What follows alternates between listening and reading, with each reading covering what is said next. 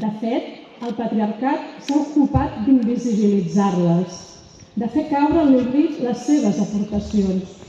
És més, el patriarcat ha treballat de manera incansable per escarnir i reprimir les feministes que l'han desemmascarat. I ho ha fet amb un objectiu molt clar, que reneguem del moviment sociopolític que lluita per acabar amb aquest sistema d'opressió i perquè ens incomodi identificar-nos com a feministes. Però ni així s'han sortit amb les seves. Ens fem feministes perquè ens neguem a acceptar com a normals les desigualtats, les discriminacions i les violències que condicionen la nostra vida, la de totes les dones. Que no et sembla normal cobrar menys per la mateixa feina o que els treballs més feminitzats estiguin més precaritzats? Feminista? Que no et sembla normal que les dones carreguem amb la major part del treball domèstic de cures? Que no ens quedi temps per a nosaltres mateixes i que la societat ens eduqui per creure que ho fem com un acte d'amor i d'empatia natural? Feminista.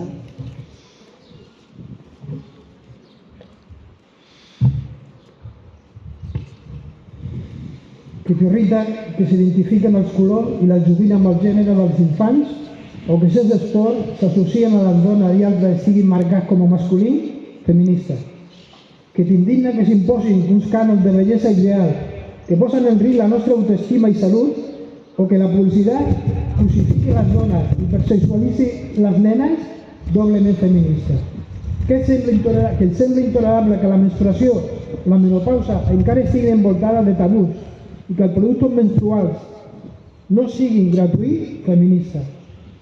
Si t'exasperen les taules, tertúlies, cartelleres sense cap dona i ja es cansen de l'excusa que no s'han trobat cap, si estàs farta que et pregunten quan seràs mare o per què no has volgut ser-ho o que et diguin com has d'exercir la maternitat, feminista. Si creus que sense educació sexual no hi ha relació igualitària i respectuosa basades en el consentiment, tu ets molt feminista. Si es revela que la feina està t'envenena, que qüestionen la teva vàlua professional o que s'escampin rumors sobre favors sexuals, que ocupes un lloc de responsabilitat, ets feminista. Si t'enerven els comentaris no desitjats sobre el teu cos o que et jutgin o que et xiulin pel carrer, si estàs farta de l'imaginari del terror sexual que limiten la teva llibertat i l'ús de l'espai públic, mentre que la major part dels agressors sexuals són coneguts de l'entorn més proper, clarament feminista. Si estàs fart que t'imposin una masculinitat que es mesura sovint a partir de l'agressivitat, ets feminista. Si vols expressar lliurement les teves emocions, ets feminista. Si creus que ser gelós, controlador i possessiu no té res a veure amb l'amor, també ets feminista. Si comparteixes les tasques domèstiques i de cures, acompanyes a les teves criatures a la consulta mèdica o et preocupes per saber quin dia fan gimnàstica a l'escola i els prepares la bossa, feminista, sí.